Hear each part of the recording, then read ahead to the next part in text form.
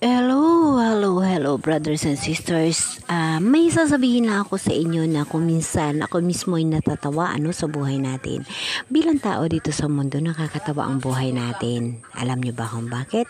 Pagdating sa TikTok, pagdating sa Reels, pagdating sa kung ano-anong bagay na video, kagaya ko rin noon, ganyan ako. Ang daming arte, pasayaw-sayaw, pakimbot-kimbot, pasigaw-sigaw.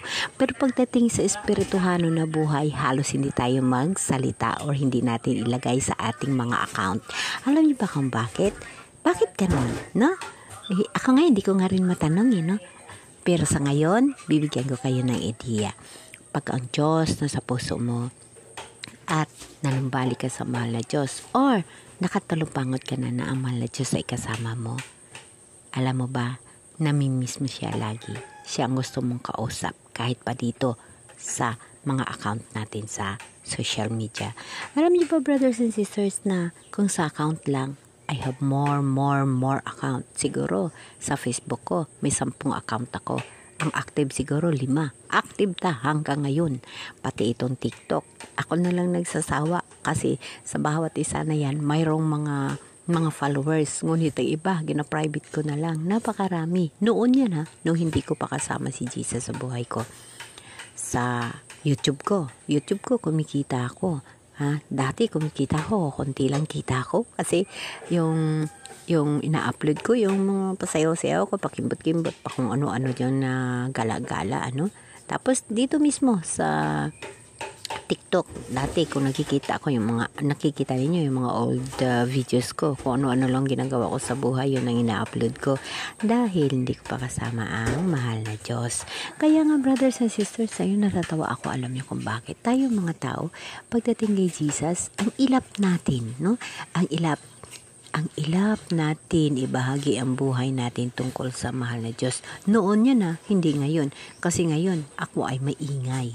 Maingay na ako ngayon dahil kasama ko ang mahal na Diyos. Ang iniingay ko, ang mahal na Diyos. Siya na yung lagi kong kasama. Siya na yung binabanggit ko. Siya na yung lahat na pinupost ko sa mga social media account ko na pinaglalaroan.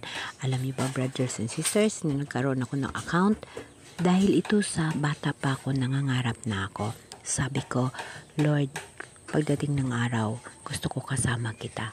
No? Sa isip ng bilang bata, yun ang pangarap ko dati, yun ang dinadalangin ko. Lord, sana pagdating ng araw, pag matanda na ako, kasama kita. No? Di ba? Parang nakakatawa na imahinasyon. Ngunit nangyayari iyon sa akin. Ito ang pangarap ko na natutupad. Naging kasama kong mahal na Diyos sa araw-araw na lahat. Sa pananaliksik ko sa Bible, sa pag-uusap ko sa Kanya araw-araw, at sa pagpupost ko sa Kanya araw-araw. Sinasabi ko sa sarili ko, natupad ko ang aking pangarap dahil siya ay nakasama ko araw-araw. At brothers and sisters, i-share ko sa inyo, sa aking buhay, wala ho akong pinangarap na hindi ho natupad. Wala ho akong pinangarap at wala ho akong inaasam nung bata pa ako at hanggang ngayon na hindi natupad. Lahat na pangarap ko ay ibinigay ng mahal na Diyos. Yun ho ang pinaka-the best na nangyayari sa buhay ko. At lahat ng mga trials sa buhay ko, sinamahan ako ng mahal na Diyos at hindi ho ako na pawala sa Kanya. At hindi ho ako nagko-complain, hindi ako nagre-reklamo kahit ano kahirap ang nangyayari sa buhay ko. Masaya ho ako. Kaya nga ngayon masaya ako sa aking buhay. Isa akong stroke survivor. Lumalaban sa sakit hanggang ngayon. Ngunit hindi nyo ako makitaan na ako'y mahina. Malakas ho ako. Mahina ang katawang lupa. Ang katawang lupa ako ay mahina. Ngunit ang espirituhan ko ng buhay ay malakas. Yun ho ang kinakalakas ko sa buhay ko. Amen. Masaya ako sa buhay ko na lumalaban na kasama ko ang mahal na Diyos. Amen. Amen.